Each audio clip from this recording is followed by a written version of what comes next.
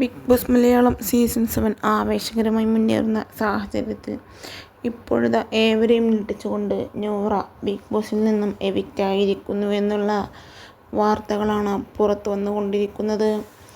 എന്തായാലും ടോപ്പ് 5-ൽ എത്തേണ്ട ticket finale വരെ ലഭിച്ച നൂറ ബിഗ് ബോസ് വീട്ടിൽ നിന്ന് എന്നേക്കുമായി പടിയിറങ്ങി എന്നുള്ള വാർത്ത ഏവരെയും വലിയ രീതിയിൽ ഞെട്ടിച്ചിരിക്കുകയാണ്. കാരണം റീ എൻട്രി നടത്തിയവരുടെ പിന്നാലെ കൂടിയാണ് നൂറ ബിഗ് ബോസ് വീട്ടിൽ നിന്ന് പുറത്തായത് എന്നുള്ള കാര്യത്തിൽ യാതൊരുവിധ സംശയവുമില്ല. എന്തായാലും നൂറ ബിഗ് ബോസിൽ നിന്ന് പുറത്തിറങ്ങിയാൽ ആദിലയ്ക്ക് എതിരെ തിരിയുമെന്നുള്ള കാര്യത്തിൽ യാതൊരുവിധ സംശയവുമില്ല. കാരണം അത്ര നല്ല രീതിയിൽ ഗെയിം കളിച്ച് മുന്നേറിയുന്ന പാട്ട ഗേൾസ് ഇതിനോടകം തന്നെ പിരിഞ്ഞിരിക്കുന്നു. എന്തായാലും ഇങ്ങനെയൊരു സുഹൃത്തുക്കൾ ആർക്കും ഉണ്ടാവാതിരിക്കട്ടെ എന്നാണ് ഇതിനോടകം പ്രേക്ഷകരും കമൻറ്റുമായി രംഗത്തെത്തുന്നത്.